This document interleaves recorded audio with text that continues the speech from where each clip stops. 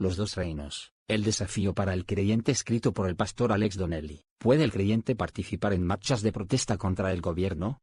Para dar una respuesta concienzuda a esta pregunta, tenemos que considerar el tema de los dos reinos y el dilema que esto presenta al creyente en la actualidad.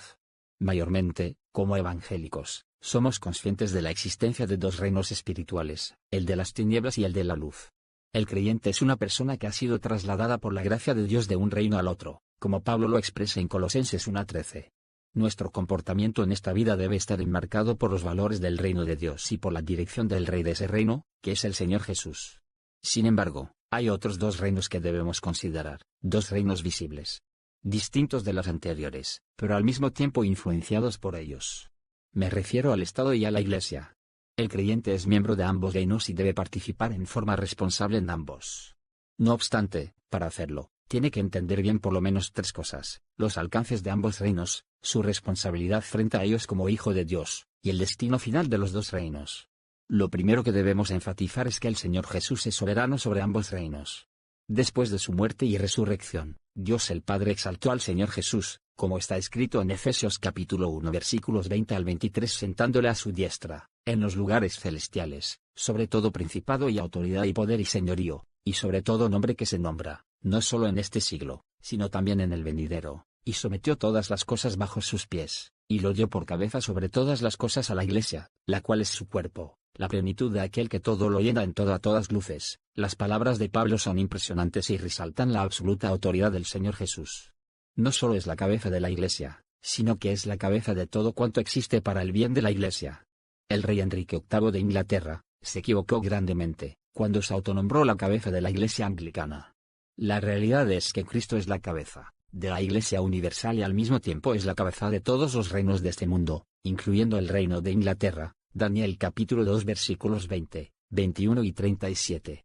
El hecho de que eso no se vea en forma visible todavía, no quita de la realidad. Hebreos capítulo 2 versículo 8. El propósito de Dios el Padre es que el Señor Jesús reine hasta que haya puesto a todos sus enemigos debajo de sus pies. Primera de Corintios capítulo 15 versículo 25. Eso se dará en la segunda venida, como leemos en Daniel capítulo 2 versículo 44 y Apocalipsis capítulo 11 versículo 15. El Padre del Señor Jesucristo es un Dios de gracia y de orden. Por gracia y deseando establecer cierto orden en este mundo, Dios ha creado el reino secular, que llamamos el Estado. Por ser una creación de Dios y una expresión de su soberanía, el creyente tiene el deber de someterse a ese Estado. Romanos capítulo 13 versículos 1 y 2. Si los líderes humanos del Estado actúan mal, y no se conducen según las normas divinas, establecidas tanto en las Escrituras como en las conciencias de todo ser humano, Romanos capítulo 2 versículos 14 al 16, Dios los juzgará por eso. Sin embargo, es la responsabilidad del creyente orar por las autoridades humanas y someterse a ellas en todo lo que ordenen, exceptuando aquellas órdenes que implican desobediencia al Señor Jesús. El creyente es un ciudadano del Estado, y al mismo tiempo es un miembro de la Iglesia, así que tiene responsabilidades en ambas esferas. Sin embargo, en la medida en que desarrolle su vida espiritual, llegará a ser un mejor miembro del Estado. Cuando la Iglesia prospera espiritual y numéricamente, el Estado prospera. A lo largo de los siglos hemos visto eso, durante y después de tiempos de avivamiento espiritual. Por lo tanto, la mejor manera en que el creyente puede ayudar al Estado es contribuyendo al bienestar de la Iglesia. Si queremos luchar contra la corrupción del Estado, la opresión de los ricos y la imposición de leyes abusivas, prediquemos el Evangelio en el poder del Espíritu Santo. Eso no es lo único que el creyente debe hacer, pero quizá debe ser su prioridad, por lo menos en lo que concierne a los líderes de la Iglesia. En un Estado democrático, el ciudadano tiene el derecho de protestar contra el gobierno. Esto complementa el derecho de escoger a los gobernantes. Si los gobernantes debidamente escogidos comienzan a portarse mal, los ciudadanos tienen el derecho de reclamar, aunque dicha protesta debe incluir un elemento de mea culpa y autocrítica por haber escogido dichos gobernantes. En la actualidad, por lo menos en el mundo occidental, hay dos sistemas de gobierno que pugnan por la primacía.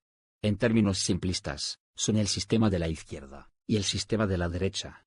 El primero es considerado progresista, el segundo conservador.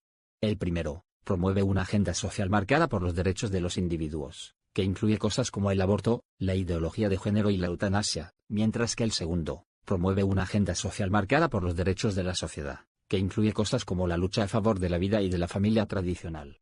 En términos económicos, Los grupos de la izquierda luchan a favor de un sistema económico socialista y asistencialista, en el que las riquezas de la nación son repartidas en forma equitativa entre todos los miembros de la sociedad, mientras que los grupos de la derecha promueven el sistema económico neoliberal, que defiende el principio del mercado y la ley de la oferta y la demanda. Los izquierdistas argumentan que en un estado de la derecha, unos cuantos se hacen multimillonarios a expensas de la gran mayoría que queda en la pobreza, mientras que los de la derecha argumentan que un estado izquierdista es ineficiente y tiende a dejar a todos en la pobreza. El dilema para el creyente es, ¿por cuál de estos dos sistemas fundamentales va a optar? Obviamente, en la vida real hay grupos políticos que tratan de tomar lo mejor de cada sistema y aplicarlo al Estado, pero al final, la tendencia es a favorecer uno u otro. Para el creyente, la idea de redistribuir las riquezas de una nación en forma equitativa, con el fin de erradicar la pobreza, es muy atrayente, pero no le agrada algunos elementos de la agenda social de la izquierda. Por otro lado, el creyente valora la agenda social de la derecha, pero no le agrada la idea de una sociedad en la que unos cuantos acaparan el 90% de las riquezas. Entonces, en las elecciones, ¿por cuál sistema político va a votar?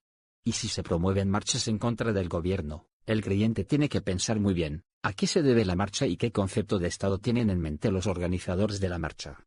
En la actualidad, en su actitud frente al Estado, el creyente debe evitar dos extremos. Uno es la actitud de que al Señor solo le interesa la Iglesia, así que el creyente no debe meterse en la política. Este criterio produce creyentes demasiados pasivos en cuanto a su rol en el Estado. El otro extremo es el de pensar que cuando adopto un rol protagónico en el Estado, debo dejar atrás mis convicciones cristianas, bajo el criterio de que el Estado es un ente secular. Este criterio produce creyentes que dejan de ser sal y luz en el Estado.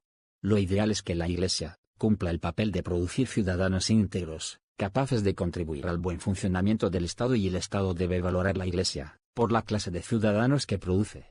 Dios nos ayude a servir al Señor en ambos reinos.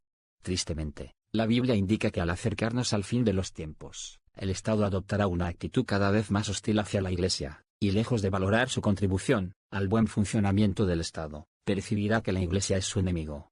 Cuando eso ocurra, sería un gran error por parte de la Iglesia moldear sus convicciones para convivir mejor con el Estado. Históricamente, la Iglesia ha triunfado cuando estuvo dispuesta a sufrir por su lealtad a Cristo.